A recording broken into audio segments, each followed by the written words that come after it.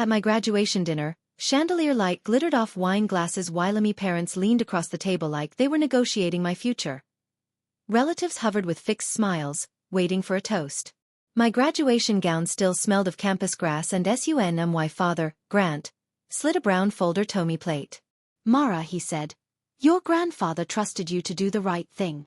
My mother, Lydia, watched me without blinking. My sister Tessa lounged back as if the night already belonged to her. I opened the folder. Transfer papers, account statements, property lines, my name beside a blank for my signature.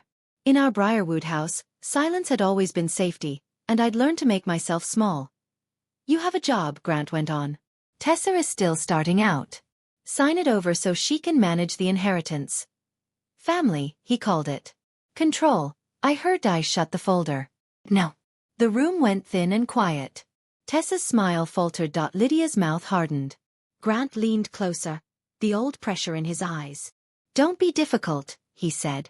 "I'm not signing," I replied steady. Grant stood. From his bag, he pulled my diploma, still in its stiff cover.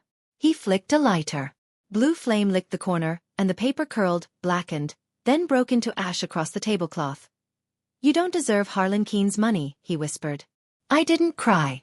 I smiled, rose, and set my napkin down like I was ending a meal, not a lifetime.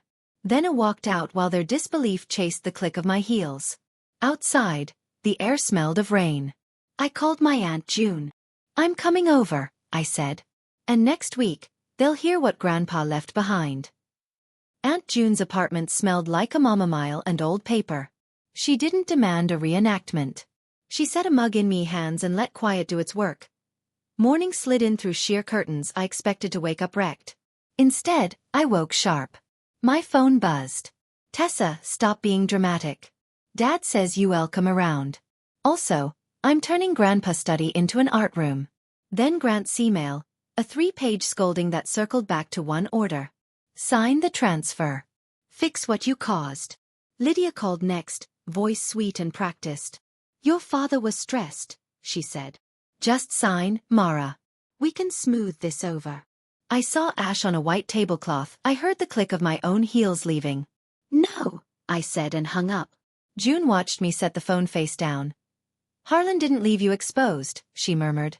She crossed to her bookshelf and pulled out a slim envelope with my name in my grandfather's careful block letters. Inside was a brass key and a notey for the conference room. "Trust the paper.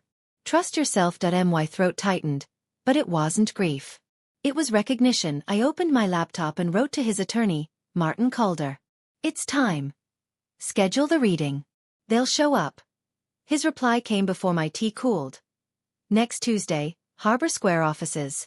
All parties notified." The week moved in clean, quiet steps.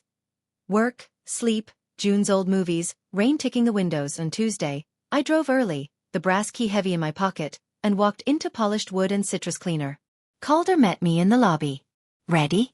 "I've been ready," I said, and followed him into the conference room to wait. The door swung open. Grant entered first, jaw set like he'd come to win. Lydia followed, eyes scanning the room for witnesses.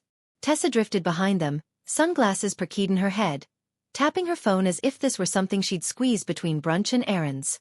When she saw him, she stopped. "You really dragged Usher," she muttered. Martin Calder didn't flinch. He slid a packet toward them and began in a flat, careful voice. Dates, account numbers, the properties Harlan Keene had built from a rented garage and stubborn hope. Grant's foot jittered under the table. A tell it catalogued all my life. Then called her read the line that changed the oxygen. "Entire estate," he said to his granddaughter, Mara Keene. Lydia made Asmal sound like a glass cracking. Grant leaned forward. "That's not what hepromised." Calder nodded once. Mr. Keene anticipated disagreement. His gaze landed on my pocket. "Miss Keene," the keyed. I pulled out the brass key, crossed-toed credenza, and opened the top drawer. Inside waited a flash drive and a sealed letter. I handed both to Calder. The screen lit with my grandfather's face, steady and tired.